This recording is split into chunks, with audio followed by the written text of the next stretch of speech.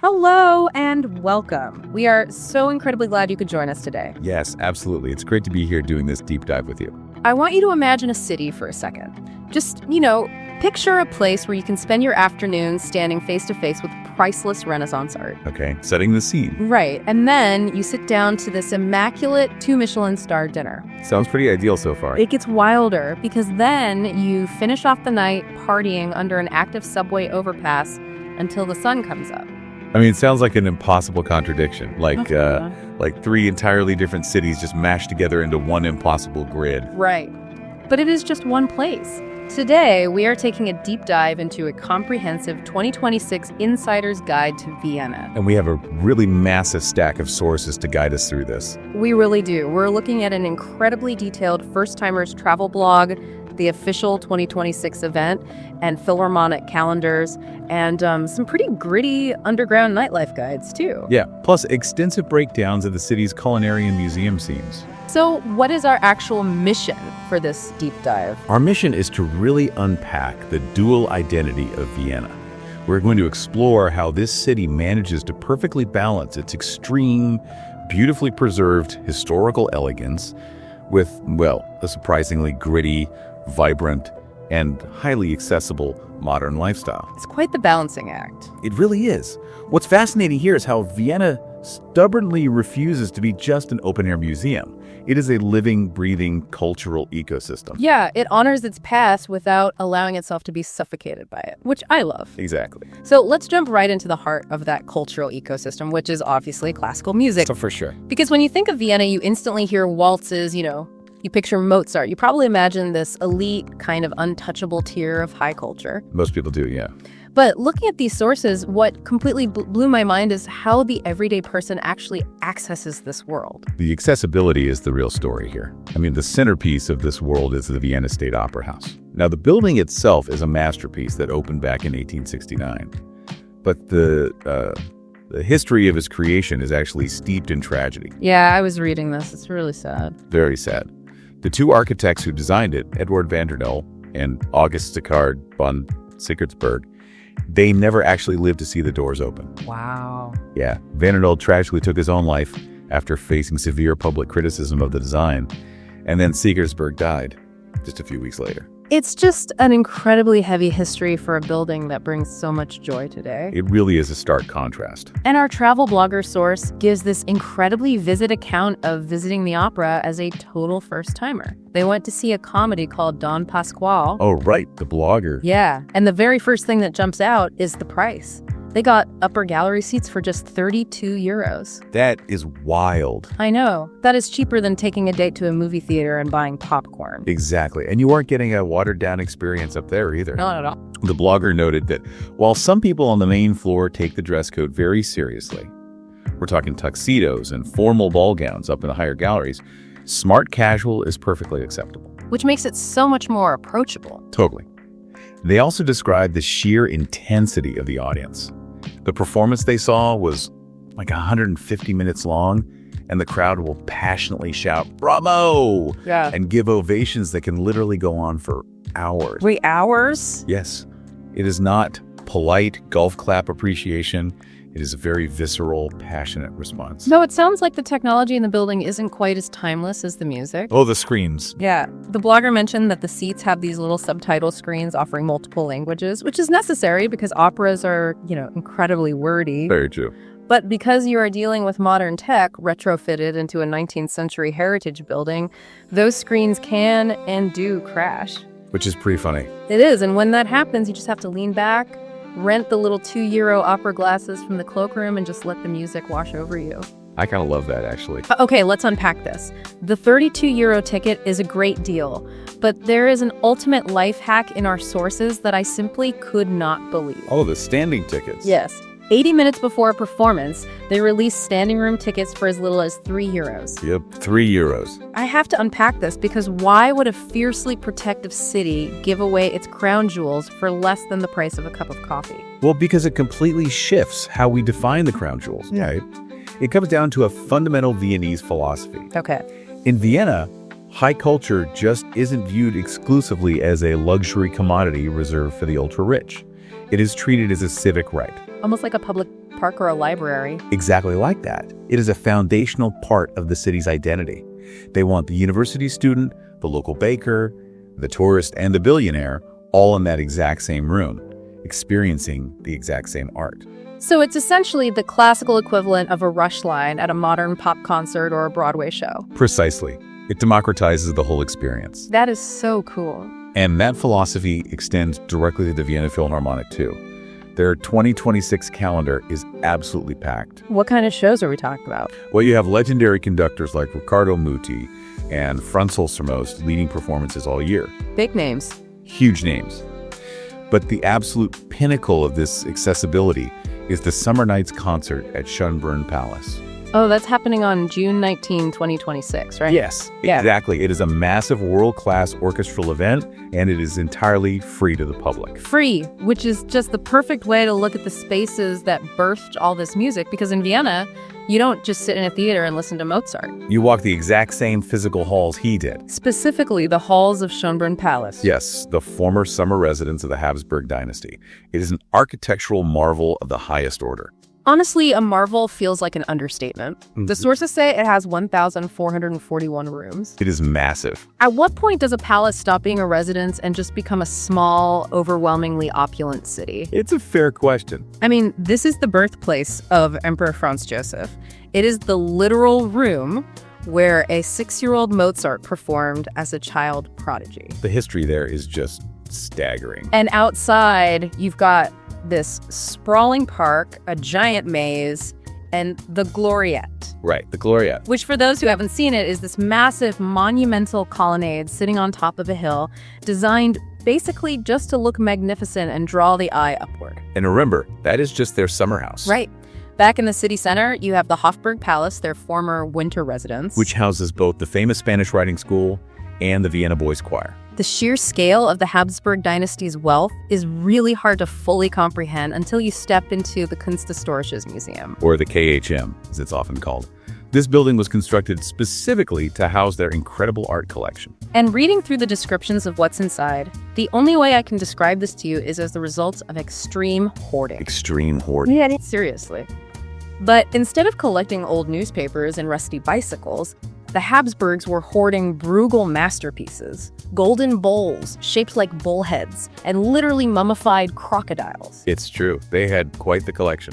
But how does one family even acquire all of this? I mean, where does it come from? Well, it is extreme hoarding, absolutely. But the mechanism of how they acquired it is fascinating. They weren't just aggressively shopping. Right, no Amazon Prime for empire. Exactly. They were using centuries of strategic geopolitical marriages, military conquests, and basically limitless taxation across a massive empire to stockpile the world's treasures. Ah, the perks of being an empire. Take their collection of Peter Bruegel the Elder, for example. The KHM holds the largest collection of his work in the world. Oh. Yeah, you can stand right in front of the Tower of Babel, which he deliberately painted to look like a leaning, failing Colosseum. Oh, that's fascinating. Or Hunters in the Snow, which is famous for these incredible microscopic background details, like people playing early versions of ice hockey on frozen ponds, which was actually a reflection of the harsh realities of the Little Ice Age hitting Europe at the time. The details in these paintings are wild once you look closely. Like, you look at Albrecht Dürer's Martyrdom of the 10,000. Oh, that one is intense. It is this incredibly gruesome massacre scene with crucifixions and people being pushed off cliffs. Yeah, very dark. And right in the middle of all this horrific gore, Dürer just painted himself, dressed in black, standing there like a nonchalant observer holding a flag. Yep, just hanging out. I have to ask, why on earth would an artist paint himself into a massacre? It's a brilliant mix of Renaissance ego and branding, really. Branding in the Renaissance. Absolutely. Well, By painting himself as a witness, Dürer is essentially watermarking the painting, showing off his technical skill, and placing himself in the center of this profound theological narrative. oh, I see. He's making sure you know exactly whose genius you were looking at. That makes so much sense. And speaking of genius, you also have Giuseppe Arcimboldo's Four Seasons. Oh, the produce faces. Yes. Where he painted these intricate, recognizable portraits of faces made entirely out of seasonal produce. A cucumber for a nose, cherries for lips.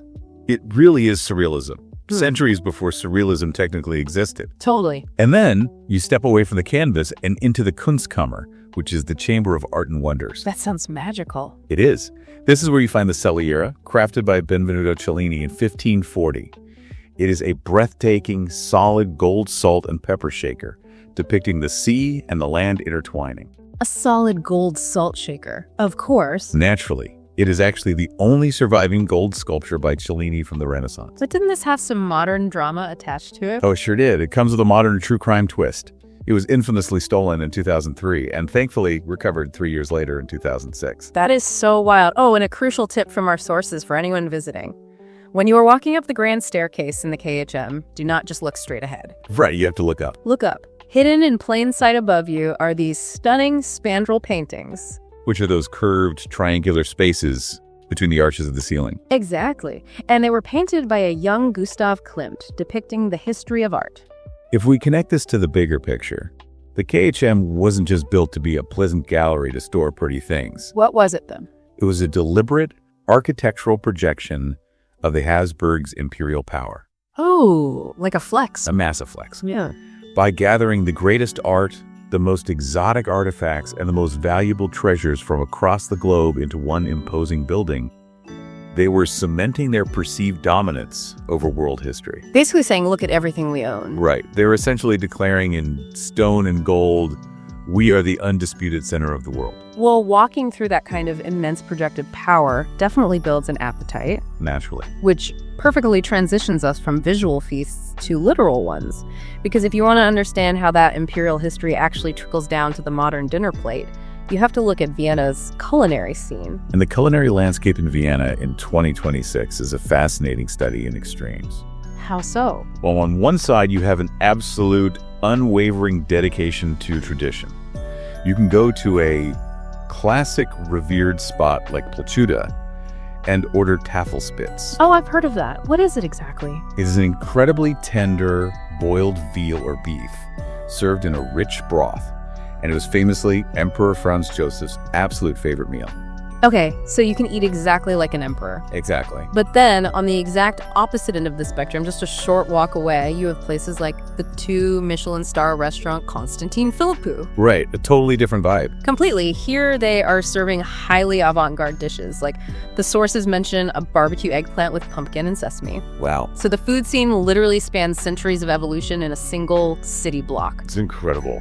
But if we are shifting from the royal playgrounds of the Habsburgs to the true people's playground, we have to talk about the Prater. Yes, specifically the Vorstel Prater amusement park. Which is hitting a massive milestone, celebrating its 260th anniversary in 2026. 260 years. That is just mind-boggling. It really is. The Prater is this massive amusement park where admission to the grounds is totally free, and it is open 247. Right, you just pay between, 3.50 and 15 euros per individual ride. Yep, that's it. It is home to the iconic giant Ferris wheel. And right in the middle of all the chaos is the Schweitzer House. Oh, the beer garden. Yes, this legendary sprawling beer garden, famous for pouring Budweiser on tap and serving up these massive, crispy pork knuckles. Delicious. But I have to push back here for a second. Okay, lay it on me. I look at the Prater, and I think of, like, a permanent chaotic state fair. Sure. How does a place that smells of cotton candy, deep-fried meat, and spilled beer survive for 260 years in the middle of a major European capital without being bulldozed and turned into luxury condos? It's a great question. And the answer is because the Prater serves a vital, almost sacred function for the city. Which is? It is the ultimate social equalizer. Oh, and think about the Opera House.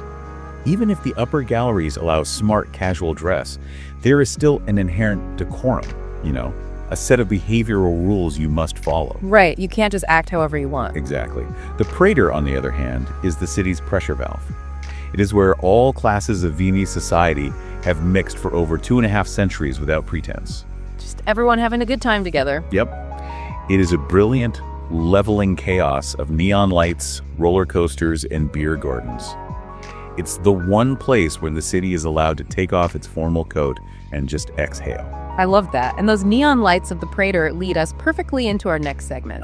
Vienna after dark. Yes, because if you follow that neon away from the park, you discover that for a city historically famous for elegant 19th century waltzes, Vienna After Dark in 2026 is surprisingly raw, gritty, and incredibly modern. The nightlife ecosystem here is vast. and it is very geographically distinct. Let's start with the girdle. Good place to start. This is Vienna's longest, most intense party strip. And here's where it gets really interesting. The sources point out that the clubs on the Gürtel, places like the alternative live music venue B72, or the Club Chelsea, they are built directly into the historic brick arches underneath the U6 elevated railway. Yep. Right under the trains. Hold on, you're telling me the city's best clubs are literally under an active train track?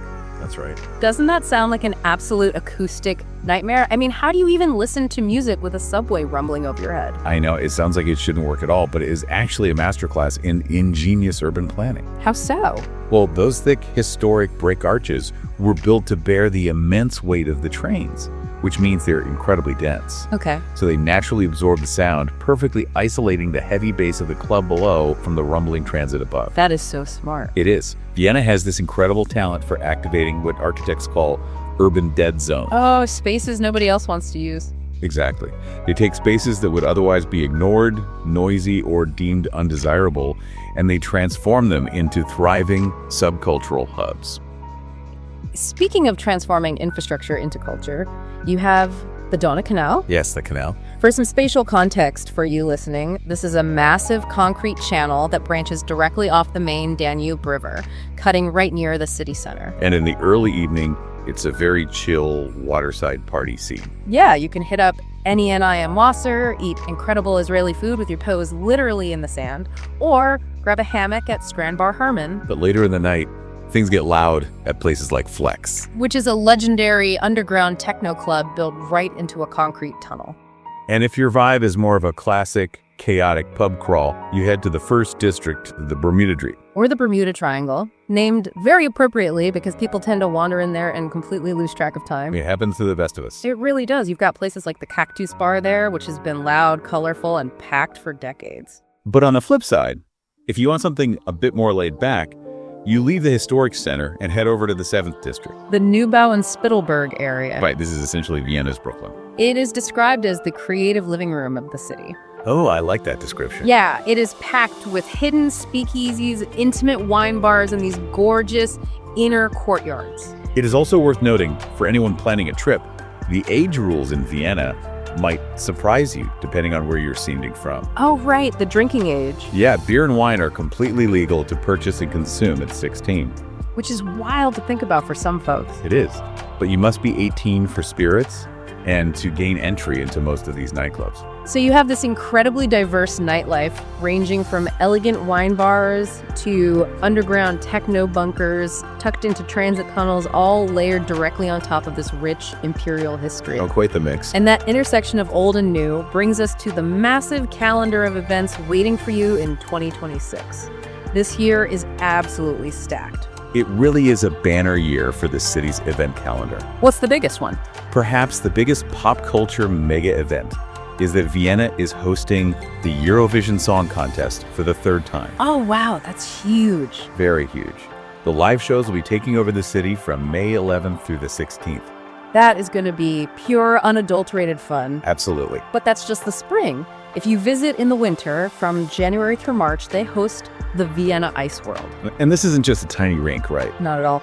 They physically overlay a massive, winding recreational infrastructure directly over the public square outside City Hall. Wow. Yeah, turning a formal civic space into 10,000 square meters of sprawling, interactive ice skating trails. That sounds incredible. Then on February 12th, you pivot back to the height of classic elegance with the Vienna Opera Ball. Oh, very fancy. Very.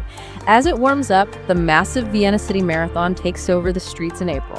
And in the summer, from July 3rd to the 5th, the city hosts the Danube Island Festival, which is a colossal open-air music festival that is amazingly completely free.